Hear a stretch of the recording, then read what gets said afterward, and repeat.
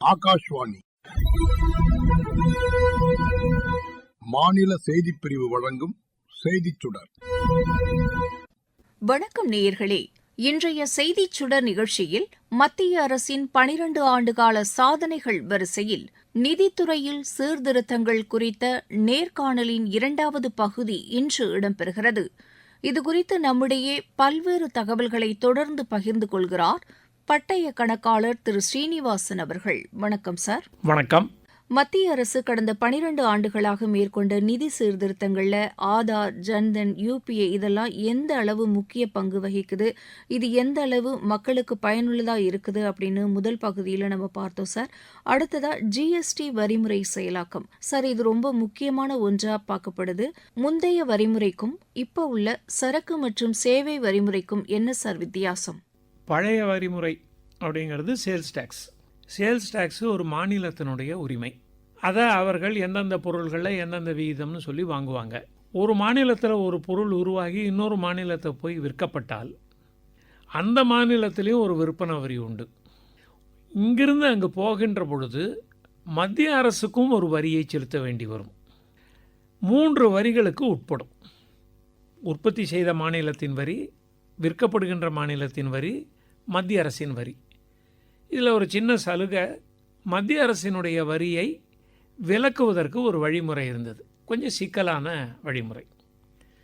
இந்த 2 வரியும் அந்தந்த மாநிலத்தினுடைய தேவைக்கேற்ப உருவாக்கப்பட்டதால் அது நுகர்வோர் தலையில் போய் விழுந்தது.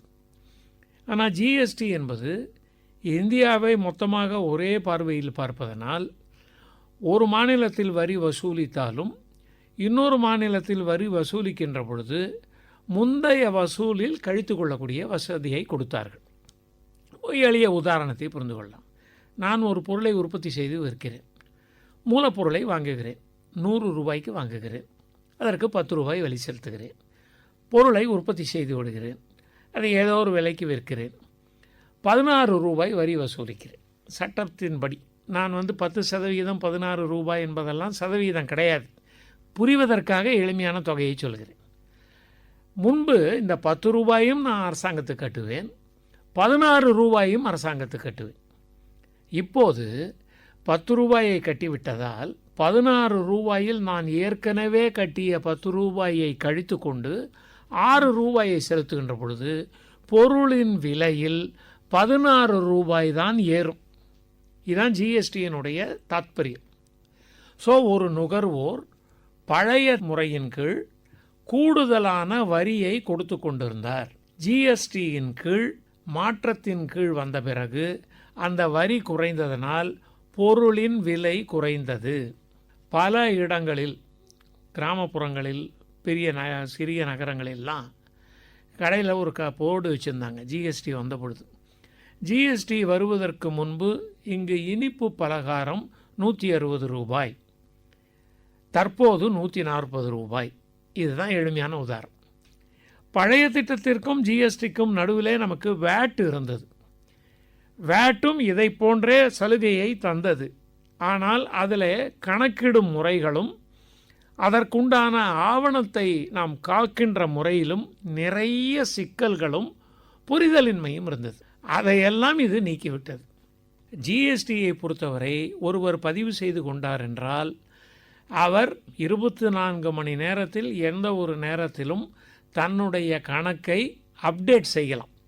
மாதத்திற்கு ஒரு முறை சில படிவங்கள், 3 மாதங்களுக்கு ஒரு முறை சில படிவங்கள் என்றெல்லாம் உண்டு. நான் 10 ரூபாய் முதலில் வரி செலுத்தினேன் அல்லவா, 16 ரூபாய் வசூலித்தேன் அல்லவா, இந்த 2ஐயும் நான் பதிவு செய்வதற்கு உண்டான வழிமுறைகள் இருக்கின்றன.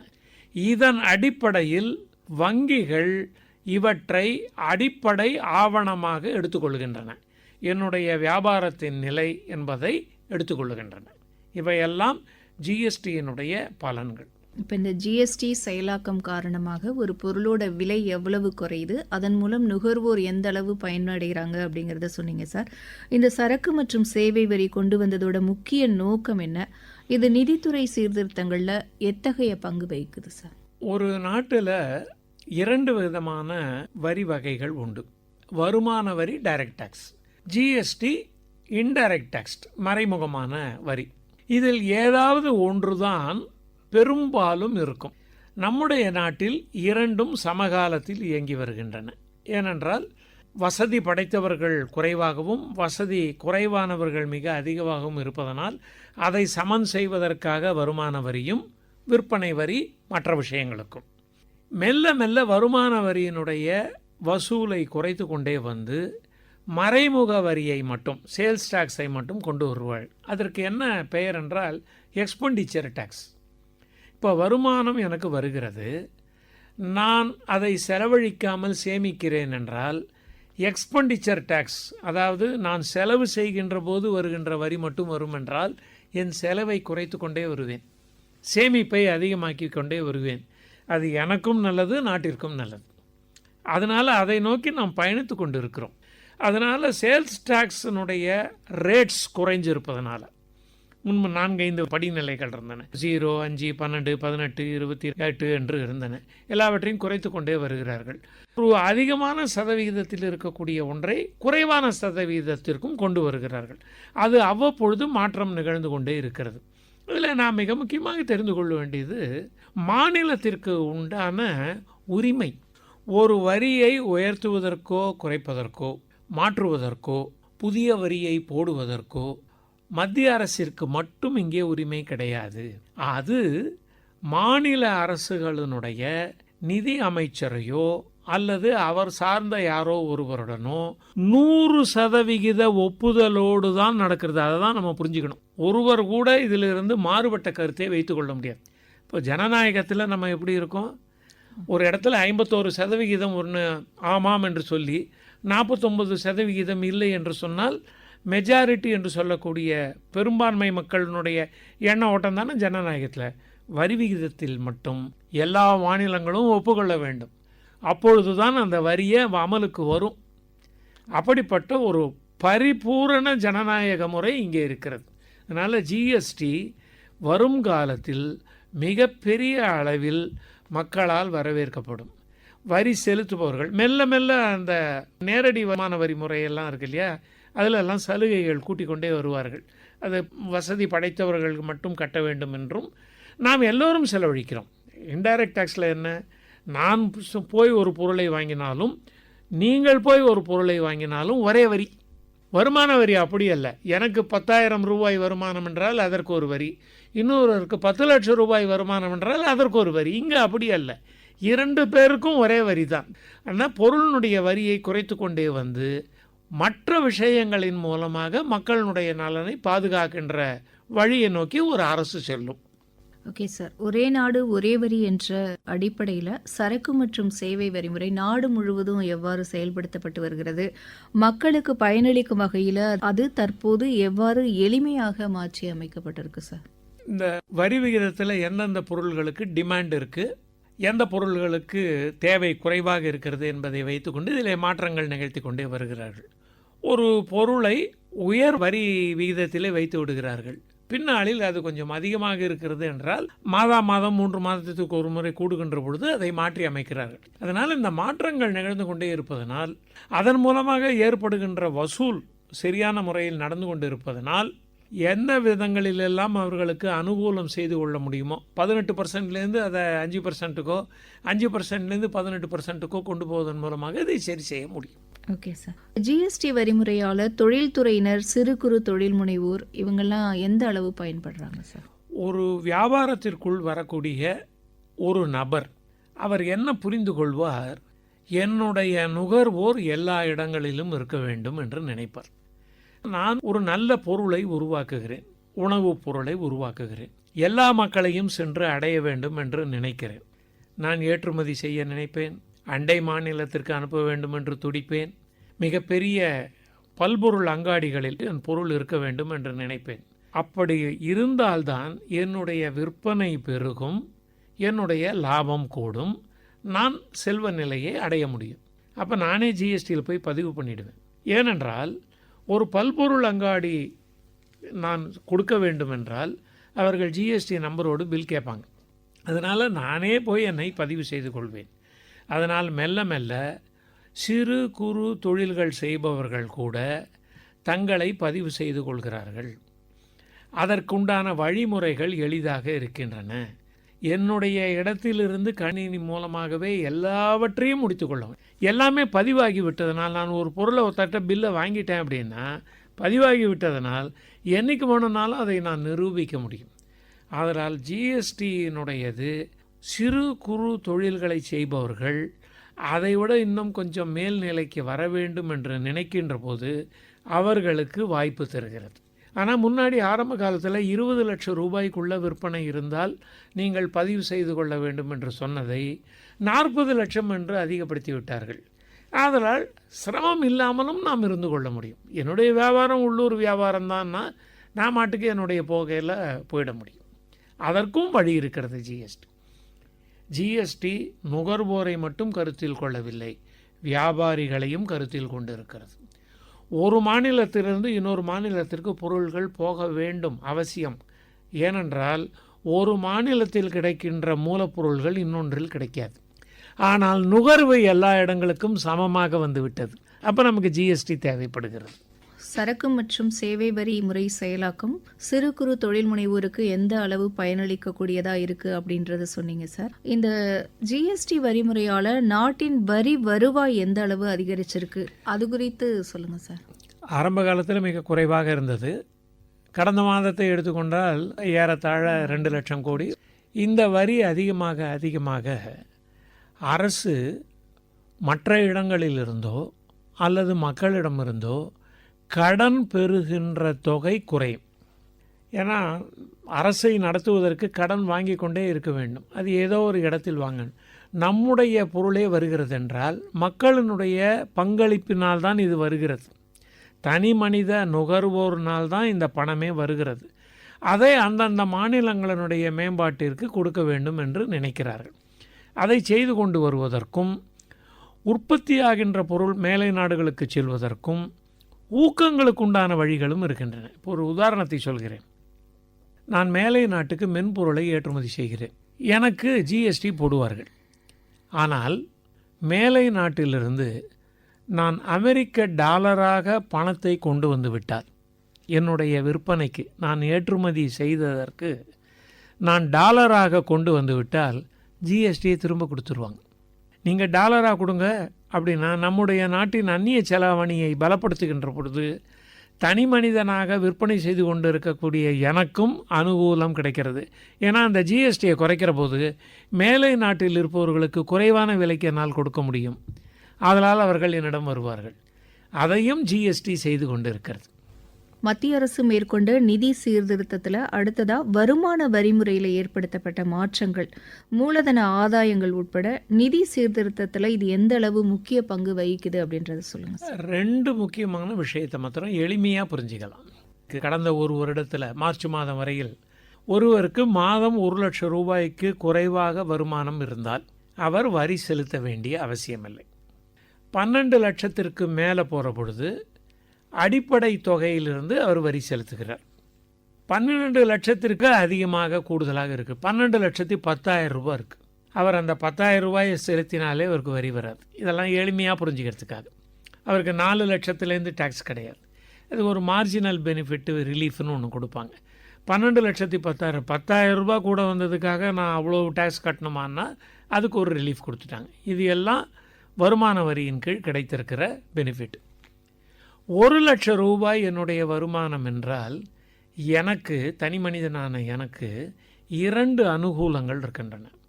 ஒன்று, 1 லட்சம் ரூபாயை நான் குடும்பத்திற்காக செலவழிக்கலாம். செலவழிக்கின்ற பொழுது நான் பொருள்களை வாங்குகிறேன், சேவைகளை அனுபவிக்கிறேன். அதன் மூலமாக விற்பனை கூடுகிறது, ஜிஎஸ்டி கூடுகிறது, அரசுக்கு வருவாய் கிடைக்கிறது, அரசாங்கம் இன்னும் வலிமையாக செய்ய முடிகிறது. நான் சிக்கனமாக இருக்க விரும்புகிறேன். இதில் ஒரு பகுதியை நான் சேமிக்கிறேன். சேமிப்பதன் மூலமாக அதற்குண்டான வரியெல்லாம் இதில் சேர்ந்து விடுவதனால் இதன் மூலமாக பண பலம் நாட்டிற்கு கூடுகிறது. எதிர்காலம் எனக்கு செழுமையாகிறது. ஏன்னா சேமிப்பு வந்து விட்டது. அதை நான் எதிர்காலத்திற்கு பயன்படுத்தலாம். இந்த சேமிப்பை நான் எங்கே வைக்கிறேன்? வங்கியில் வைக்கிறேன். வங்கி என்ன செய்கிறது? வியாபாரம் செய்பவர்களுக்கு கடன் கொடுக்கிறது. அப்போ 1 லட்சம் ரூபாய் என்கிட்டக்க ரிலீஃபாக கொடுத்தது. முன்னாடி இதில் ஒரு பெரிய தொகை இந்த 12 லட்சம் ரூபாயில் ஒரு தொகை வரியாக போயிருக்கும். இப்பொழுது வரி போகவில்லை, அந்த பணத்தை நான் சேமிக்கலாம், அந்த பணத்தை குடும்ப மேம்பாட்டிற்காக நான் செலவழிக்கலாம். இது வருமான வரி 12 லட்சம் வந்ததுனால ஏற்பட்ட நன்மை. மூலதன ஆதாயம் என்பது கேபிட்டல் கெயின்ஸ். அதில் ஒரு மாபெரும் நன்மை நமக்கு நடந்திருக்கிறது. பழைய முறைப்படி, அதாவது போன வருடத்திற்கு முந்தைய வருடம் வரை நான் 1980 ஒரு நிலத்தை வாங்குகிறேன். 2000ஆம் ஆண்டு அதனுடைய மதிப்பு என்ன, இப்பொழுது நான் விற்றால் அதனுடைய மதிப்பு என்ன, இதற்கு ஒரு காரணியை பயன்படுத்துவாங்க, ஒரு ஃபேக்டரை பயன்படுத்துவாங்க. 2000 அதனுடைய மதிப்பு 1 லட்சம் என்று வைத்துக்கொள்வோம். அது தற்போது 3.5 லட்சம் ஏறத்தாழ. அன்றைக்கு அதன் மதிப்பு 1 லட்சம், இன்றைக்கு அதனுடைய மதிப்பு 3.5 லட்சம். நான் 7 லட்சம் ரூபாய்க்கு விற்கிறேன். இந்த வித்தியாசத்திற்கு 3.5க்கும் 7க்கும் 20% கட்டினேன். இப்போ அவர்கள் எனக்கு என்ன தந்திருக்கிறார்கள் அனுகூலம்? நான் 1 லட்சம் ரூபாய்க்கும் 7 லட்சம் ரூபாய்க்கும் இருக்கிற இந்த வித்தியாசத்திற்கு 12.5% கட்டினால் போதும் என்று சொல்லியிருக்கிறார். அதாவது வித்தியாசத்திற்கு 20%இலிருந்து 12.5% குறைந்து விட்டது. இது ஒரு பெரிய அனுகூலம். இதன் மூலமாக பலரும் நன்மை அடைந்திருப்பதை கண்கூடாக நாம் பார்க்க முடிகிறது. அதனால் நேரடி வரியின் மூலமாக வருமான வரியிலே 12 லட்சம் ரூபாய் என்பது சேமிப்பிற்கும் நல்ல முறை செலவழிப்பிற்கும் எனக்கு உதவி செய்வதன் மூலமாக எனக்கும் பலன், நாட்டிற்கும் பலம்.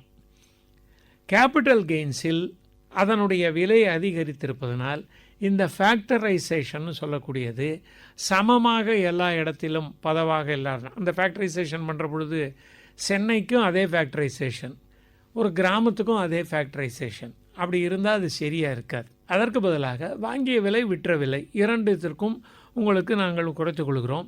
அது மட்டுமல்ல, போன வருடம் இந்த இரண்டிற்கு எது எனக்கு அனுகூலமானதோ, எது எனக்கு குறைவான வரியை தருமோ அதை நான் செலுத்தினா போகிறோம், அதையும் கொடுத்துருக்காங்க.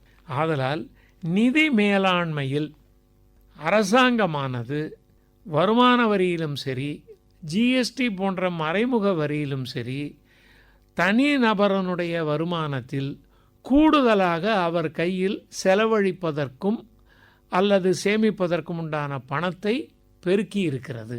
அதன் மூலம் பலம் கூடுகிறது. இப்போ வருமான வரி செலுத்துவதில் ஏற்படுத்தப்பட்ட மாற்றங்கள் மூலம் ஒவ்வொரு தனி மனிதருக்கும் எவ்வளவு நன்மை கிடைச்சிருக்கு அப்படிங்கிறத சொன்னீங்க சார். கடந்த 12 ஆண்டுகளில் நிதித்துறை சீர்திருத்தங்கள் எந்த அளவு மக்களுக்கு பயனளித்து கொண்டிருக்கிறது அப்படிங்கிறத நம்ம பார்க்குறோம். இதில் பெண்களுக்கு நிதி அதிகாரம் அளிப்பதில் இந்த சீர்திருத்தம் எந்த அளவுக்கு உதவி இருக்கு சார்?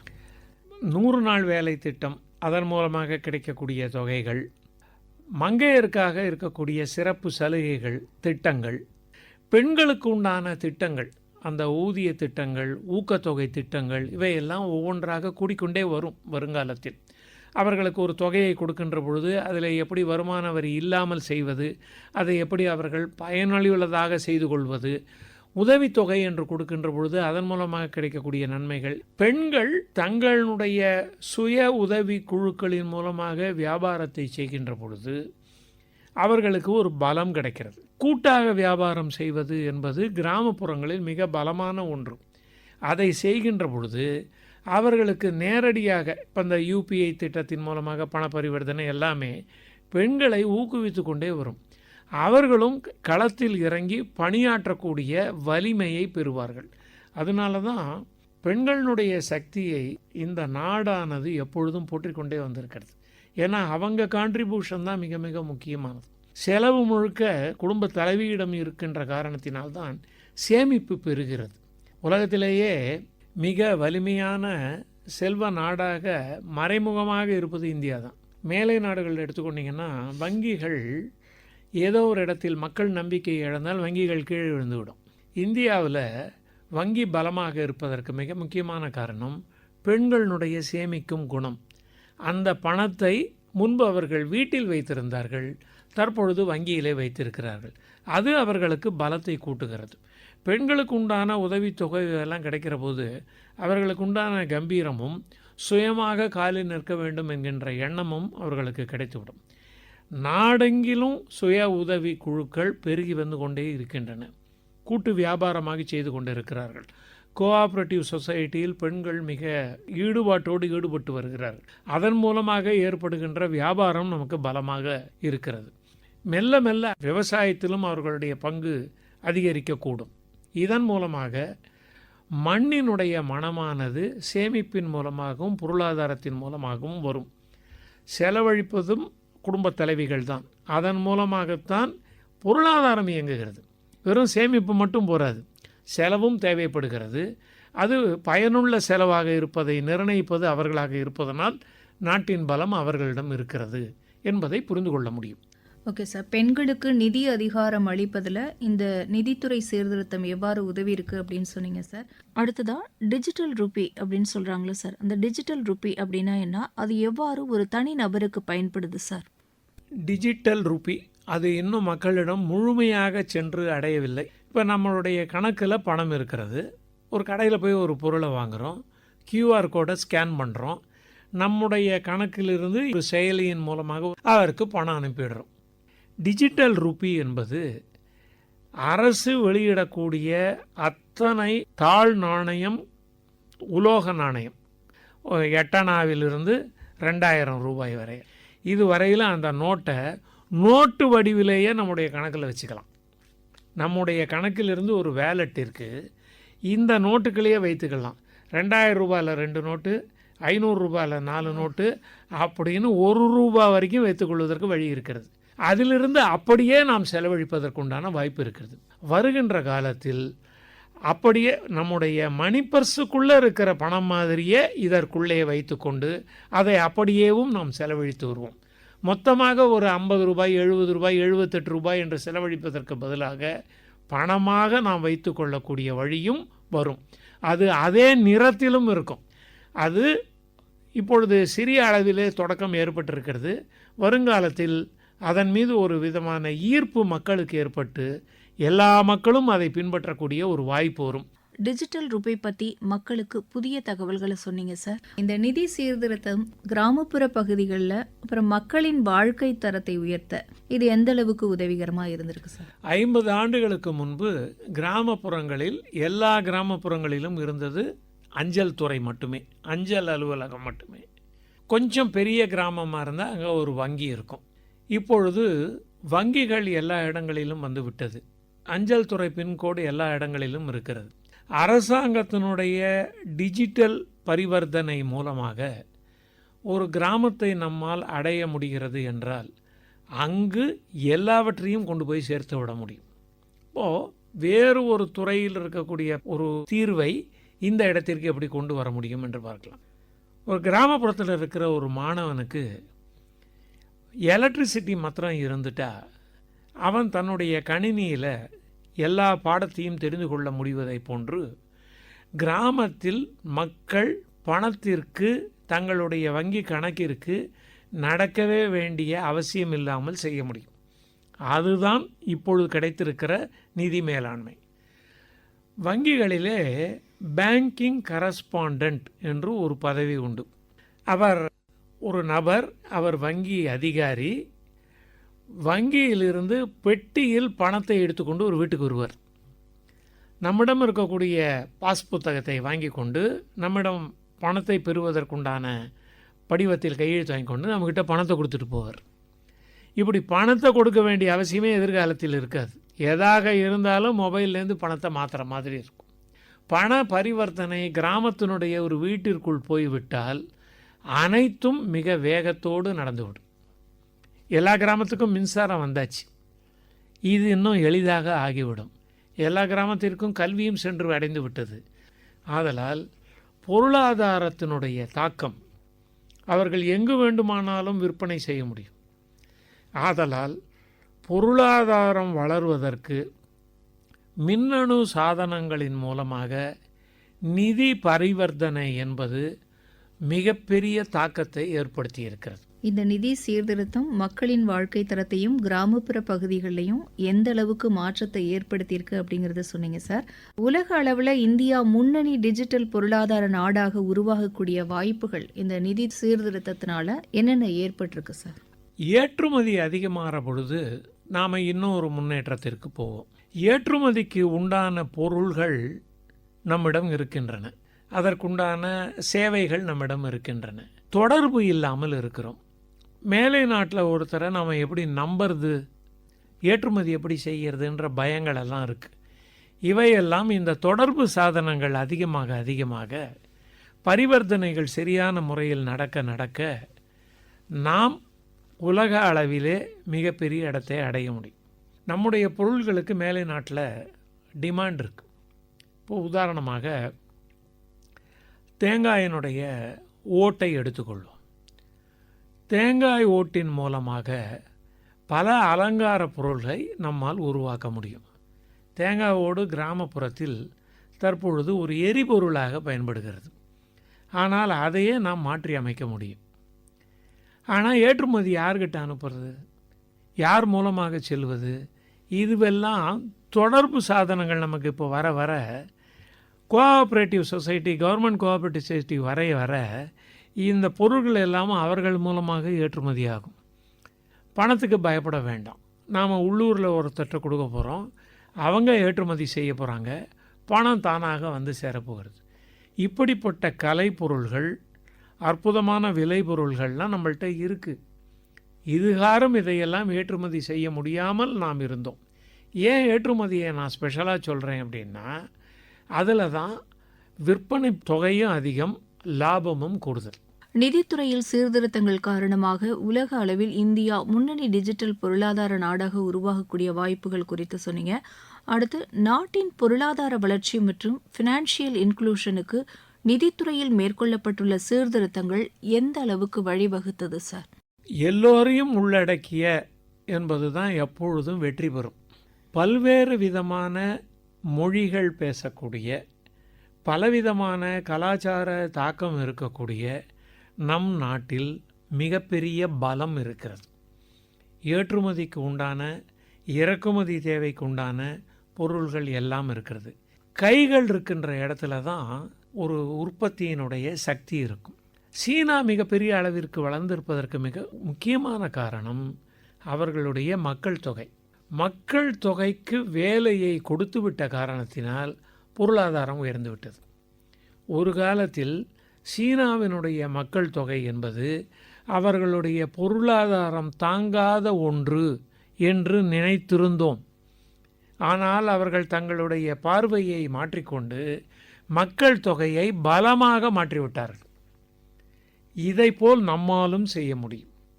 எல்லோரையும் உள்ளடக்கி அனைவருக்கும் வேலை வாய்ப்பையும் அல்ல பங்களிப்பையும் கொடுத்து அதன் மூலம் தேவைப்படுகின்ற பணத்தை உடனடியாக கொடுத்தோம் என்றால் வேலைக்கு வரமாட்டேன்னு யார் சொல்லுவாங்க? எல்லாரும் செய்வதற்கு தயாராக இருக்கிறார்கள். அவர்களுக்கு உண்டான பொருளை எங்கு விற்க முடியும் என்று அவர்களுக்கு தெரியவில்லை. பொருள் போனால் பணம் வருமா என்கின்ற சந்தேகம் இருக்கிறது. இப்படி எல்லோரையும் சேர்க்க முடிந்தால், யார் எங்கு இருக்கிறார்கள் என்பது தெரிய வந்தால், ஒருவர் தன்னை ஒரு இடத்தில் பதிவு செய்து கொண்டால், அதற்காக அவருக்கு ஒரு எண் கொடுக்கப்பட்டு விட்டால், இப்போ ஒரு வியாபாரம் ஆரம்பிக்கிறாருன்னா உத்தியோக ஆதாரம்னு ஒன்று வாங்குறாரு. உத்தியோக ஆதாரம் வாங்கினார்னா அவரை பற்றி எல்லா விவரமும் இருக்கிறது என்ற அர்த்தம். அப்பொழுது வியாபாரம் நாம் செய்வோம். அது நாட்டினுடைய பொருளாதாரத்தை பலப்படுத்தும். மத்திய அரசு கடந்த 12 ஆண்டுகளில் மேற்கொண்ட நிதி சீர்திருத்தத்தின் வாயிலாக நாட்டின் பொருளாதாரம் எந்த அளவுக்கு வளர்ந்திருக்கு அப்படிங்கிறத பார்க்க முடிஞ்சது.